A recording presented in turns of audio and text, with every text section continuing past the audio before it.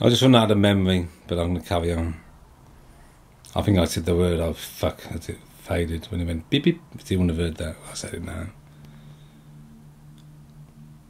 So yeah, these two people came in today. I don't know if they exist. And I think the reason why I think that is because the last 3 days I've been quite under pressure. I haven't done much of my dream. It's like old times. The dream is so big in my head. It's everything. And not being able to do it. Not having enough hours in the day to physically do it, and then going to bed and just knackered. And not being able to do it. And the last 2 days, I'm 3 days, so 2 days, I've had lots of orders, lots of things going on. The last week we've had, and don't get me wrong, I've loved it. I loved having Mikey and George and the baby that I can't remember the name of. Why couldn't you call him Sid? I could remember that one. Lovely kids, lovely people. All lovely people, oh God. And then there's Faze and Nat, you know, bloody God, Nat, if you just knew how wonderful you were, my God, you're just like two. You are. You keep on saying, I'm like Auntie Tina. She talks like that, she's from Kitty. You are. Because you just do not realise how amazing you are. If you knew how amazing you are, you would have people eating out your hand. Because you're bloody amazing. You are like Auntie Tina. You're both amazing people, and I love you so much. And little Faze, little bugger, he's lovely. He's a darling. And then like little Mikey, bloody hell. I'm waffling, but I'll just say this, and then I'll get back on track. I accidentally mentioned that Faze was coming down the next day. Oh, what a palonka. And what I said to you, Dan, what was I fucking thinking? And I'm saying this now to say thank you. Thank you. And we saw the stars, mate? We saw the stars. We turned off the twinkly lights, the man-made bollocks, and we saw the heavens. That was very, very powerful. I am waffling, aren't I, darlings? But it's all important stuff. It isn't important stuff. Nothing's important. I wanted to go onto the internet today and try to hear the sound of the universe. I just had a theory today that I would think it would sound very similar to the sound that a fetus would hear in the room. I'm not talking about a baby, but a fetus. Because I think this intelligence, this consciousness is actually, isn't a wonderful thing, it's a curse. I don't think it's anything to do with the universe. I think it's very negative. And the song and the wonder of the universe is nothing to do with conscious thought. It's to do with subconscious thought and subconscious. That's bollocks. Non-conscious, nothing. Nothing's a very interesting word. How can you be hurt by nothing? How can you be scared of nothing? And that gets me, because that's what all religions are based on, is the fear of nothing. Well, if there's nothing to be scared of. And that's what I was thinking. I thought, maybe the worst case scenario is nothing is not existing as an animal, as a human, as an entity. You are part of the cosmos, part of the dust of the universe. And possibly there will be one thing that will be consciousness. And that's that hum. I'm expecting a hum. The hum. And I think I heard it. I heard it when I was at Bot for that one night. One night at Bot. And they had earmuffs, and I could hear music playing, and funny, Wham was playing. And you take out nearly all the sounds of Wham, and I think all you've got is probably the bass. I'm guessing, I don't know enough now, sound of music. And it reminded me of what I think it would have sounded like in the womb. A place of nothing, a place of wonder, a place of magic.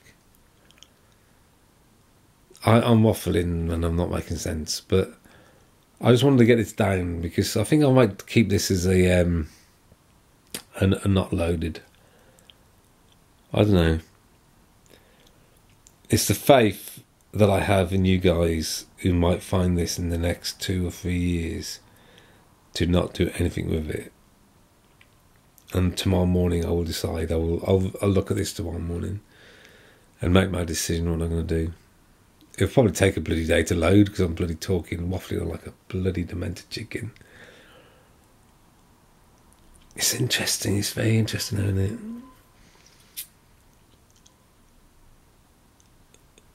You know, it's all about my opinion, about what I think and what I feel like. And in this universe that I live in, there are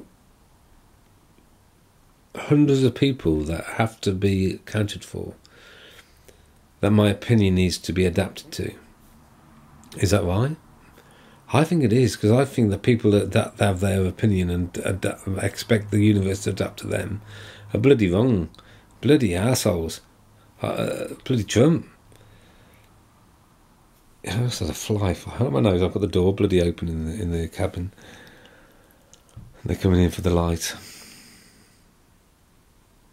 But yeah, so I've lost my thread again.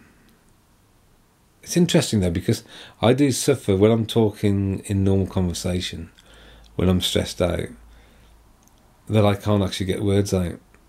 But when I'm talking to you, that little eye, it's looking at me. It doesn't judge, it just looks at me. And I don't have to lie, I suppose. Because you're just a little black box in my hand.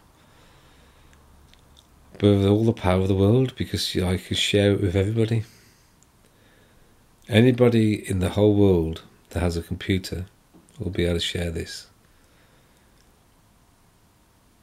And what do I say in this wonderful moment? What would I pick on? What would I say?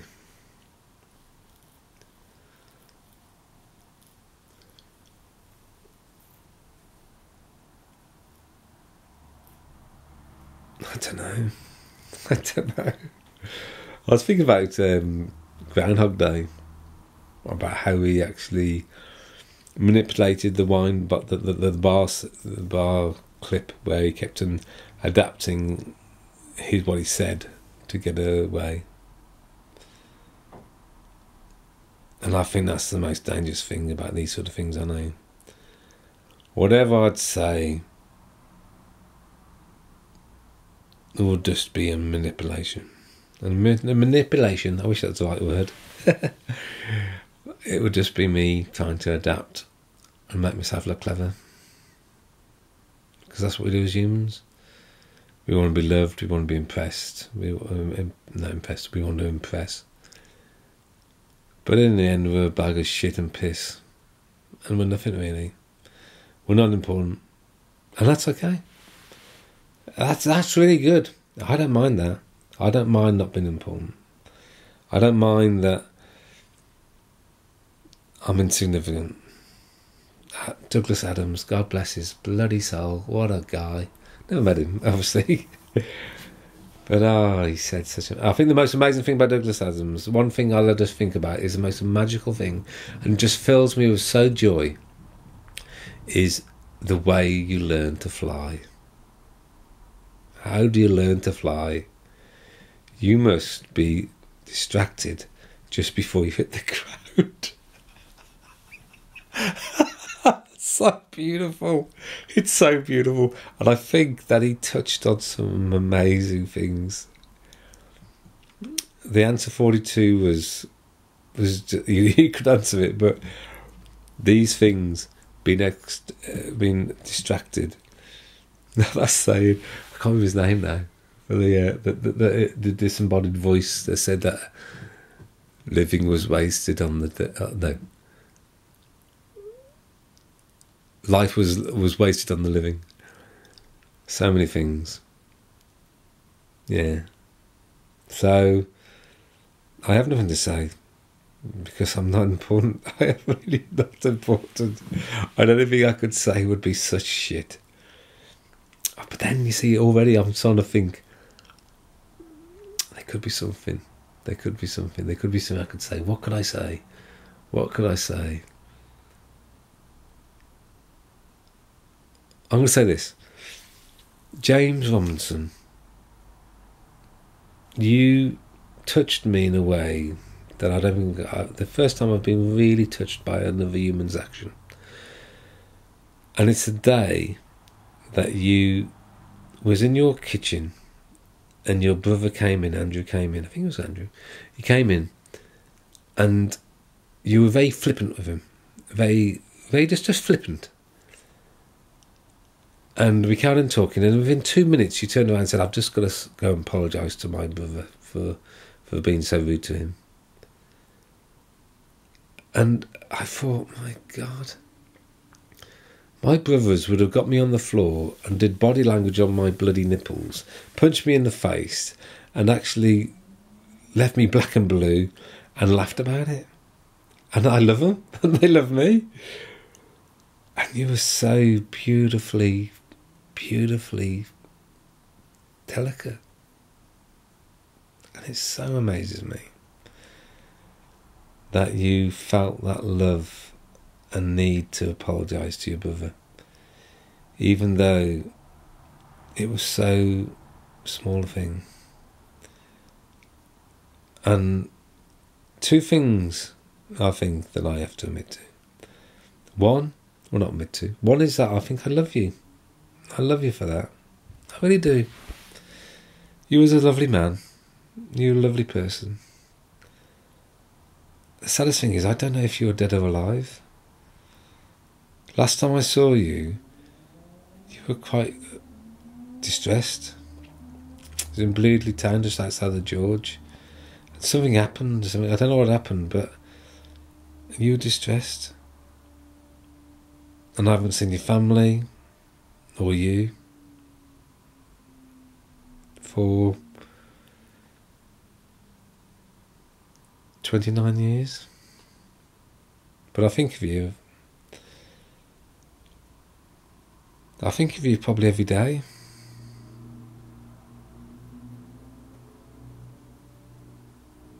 So I own you for that. So anyway, I am waffling. So it's time to say goodbye.